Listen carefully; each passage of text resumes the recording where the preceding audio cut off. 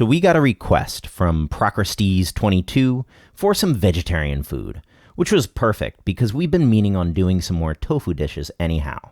So we wanted to show you 2 dishes today. First, a simple vegetarian fried tofu with shallot and soy sauce, and also a non-veg fried tofu with dried shrimp that we learned from an old Qing Dynasty cookbook. So, to get started with some simple vegetarian fried tofu, we need tofu. This is 400 grams firm tofu. To cut, first optionally cut off the hard bits on the top and bottom of the tofu. You don't need to do this, but it'll give the tofu a more even texture.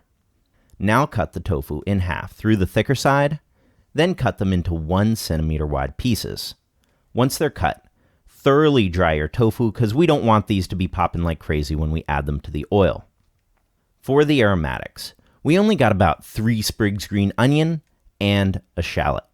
Cut up the green onion into about 2-inch sections, saving the white bit for stir frying and the green bit for tossing in near the end.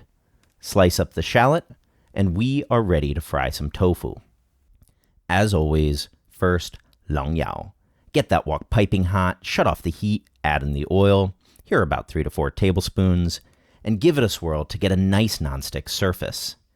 Heat on medium now. Carefully add in your tofu. Doing it one by one will ensure that they don't pile and break. Now, don't touch it. Let that sit for 8 minutes to crisp it up and let a crust form. If you're using a round bottom wok like us though, you'll periodically want to tilt the wok in each direction to let the tofu cook evenly. 8 minutes later, the bottom of the tofu should be nice and golden brown, so flip. Give it 5 minutes or so on the other side, then take out the tofu. Now to the oil. Add in the sliced shallot and the white part of the green onion. Same medium heat. Give those a fry for about a minute or 2 until they start to smell real nice. Then add back the tofu. Give it a quick mix, then up the heat to high and toss in about a tablespoon of liaojiu, aka Shaoxing wine, on the spatula around the sides of the wok. Give it another quick mix and add in 1.5 tablespoons of soy sauce in the same way together with a teaspoon of sugar. Fry for about 30 seconds till the sugar dissolves, shut off the heat, mix in that green part of the green onion, and out with the tofu. This dish is great, and one of our favorite ways to eat tofu. That said, what might be even better is this non-veg version with shrimp that we slightly adapted from an old Qing Dynasty cookbook.